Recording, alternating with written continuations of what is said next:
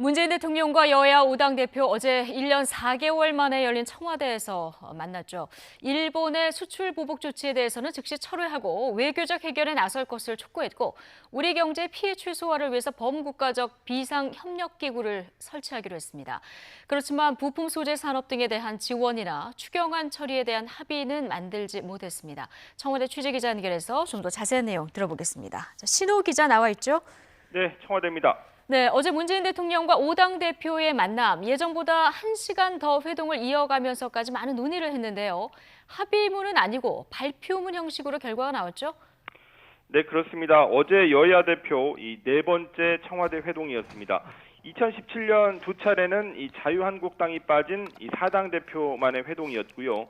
지난해 3월 첫 5당 대표 회동이 있었고 또 어제 1년 4개월 만에 두 번째 5당 대표 회동이 있었습니다. 이 대통령과 5당 대표의 회동은 중요한 시점에만 성사가 됐습니다. 작년 3월에도 이 첫 판문점 남북 정상회담을 앞둔 시점이어서 자유한국당이 빠지기 어려운 상황이었고요. 그리고 어제는 일본의 수출 규제 조치에 대한 국가적 대응의 필요성이 큰 상황이었기 때문에 역시 성사됐다고 판단됩니다. 이 회동에 앞서 각 당 비서실장들과 청와대 정무수석이 국회에서 사전 모임까지 가지면서 합의문을 도출하기 위해서 노력했지만 결국 공동 발표문에 그쳤습니다. 자유한국당 황교안 대표가 합의라는 표현을 쓰는데 반대하면서 공동 발표문이라는 형태로 언론에 공개됐습니다. 네, 발표문 내용을 좀 구체적으로 보면 일본 수출 규제 조치에 대한 초당적인 대처, 이 공동 대응 부분은 담긴 거죠? 네, 그렇습니다. 문재인 대통령이 어제 모두 발언에서부터 일본의 조치에 대해서 초당적으로 공동 대응하는 모습을 보여주자며 발언을 시작했는데 이 문 대통령 언급부터 들어보겠습니다. 지금 가장 시급하고 이렇게 중요한 일은 일본의 수출 제한 조치에 대해서 당장 우리가 어떻게 대응할 것이며 논의 끝에 나온 공동 발표문 내용을 요약해 보면 모두 4개 항인데 일본 정부의 경제 보복을 즉시 철회하라고 촉구하고 범국가적 대응을 위한 비상협력기구를 설치하기로 한 부분이 가장 눈에 띄고요. 그리고 일본의 경제 보복 대응에 초당적으로 협력하고 우리 경제 피해 최소화 그리고 소재 부품 산업 경쟁력을 강화하는 데 노력하기로 했습니다.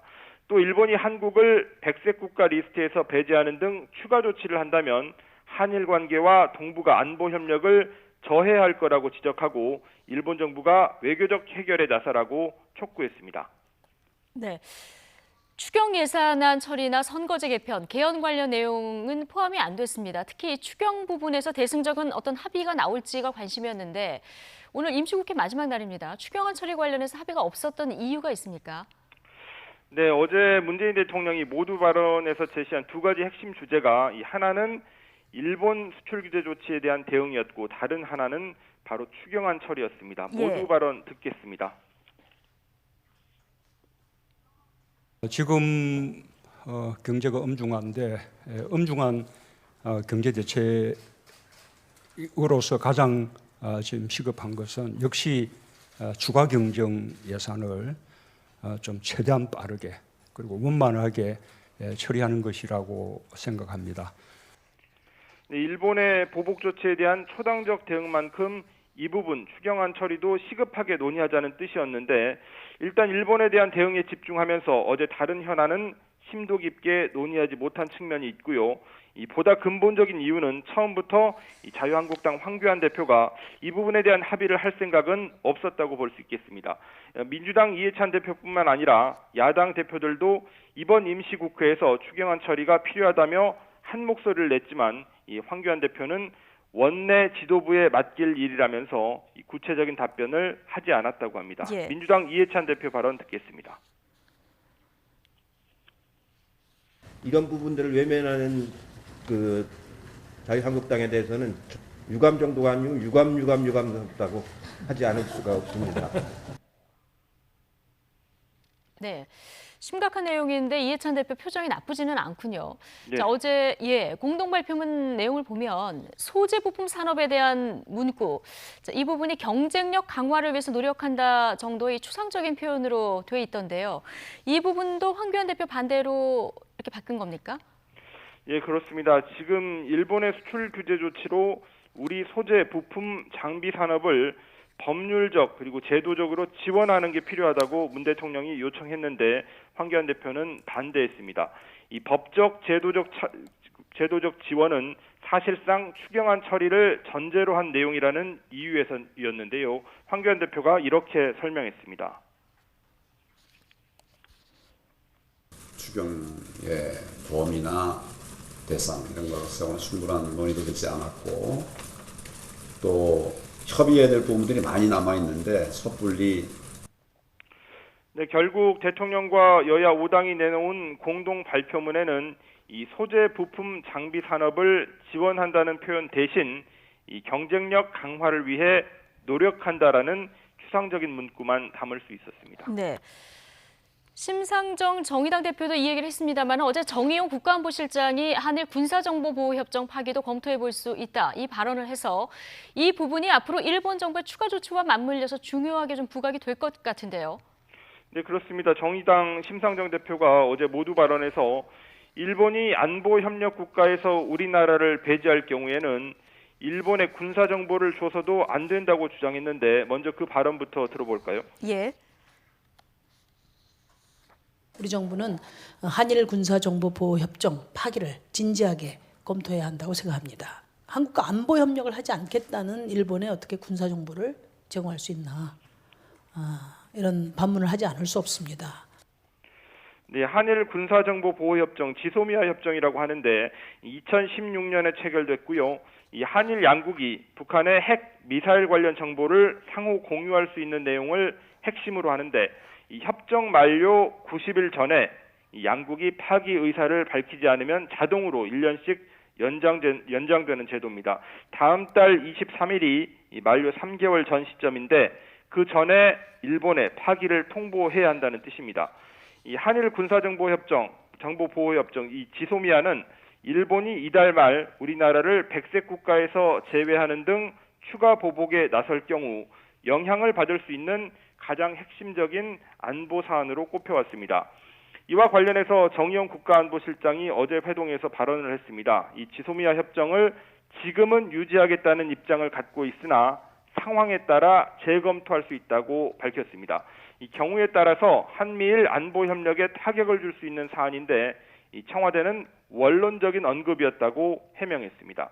이 문재인 대통령은 또 야당 대표들의 이 대일 특사 파견 제안, 구체적으로 어제 이낙연 총리 이름까지 거론이 됐는데 이 부분에 대해서는 아직 때가 아니라고 답했습니다.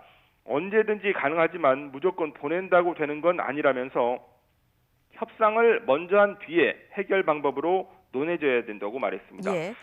또 이번 한일 갈등의 직접적인 원인이 됐던 이 강제징용 배상 문제에 대해서는 문 대통령은 한일 간 위안부 합의를 예로 들면서 이 피해자들의 수용 가능성과 국민의 공감대가 있어야지 정부 합의로 끝날 일이 아니라고 설명했습니다. 네. 아쉬움은 남습니다만 대통령과 여야 대표들이 일본의 수출 보복 조치에 대한 초당적인 대응에 공감했다는 점은 의미를 평가할 수 있을 것 같습니다. 예. 어제 모처럼 이루어진 청와대 회동 전반적인 분위기는 어땠습니까?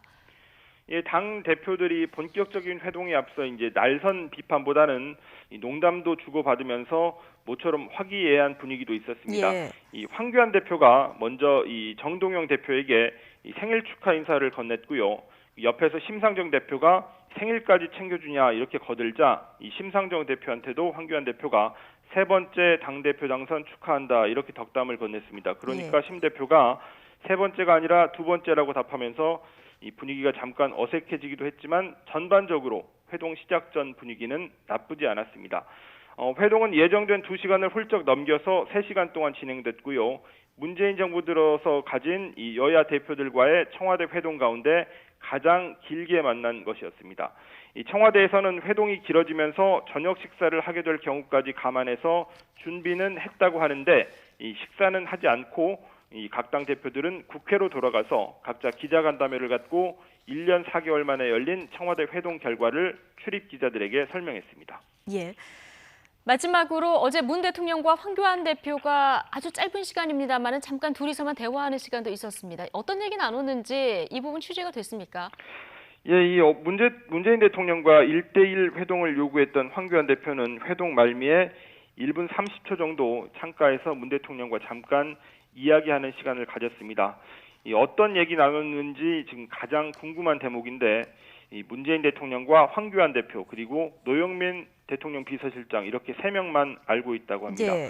이 황교안 대표는 그 짧은 만남에 대해서 어제 기자들에게 단독 회동은 아니었다면서 이 대통령과 1대1로 만나야 한다고 다시 한번 요청했습니다. 예, 여기까지 듣겠습니다. 신호 기자였습니다.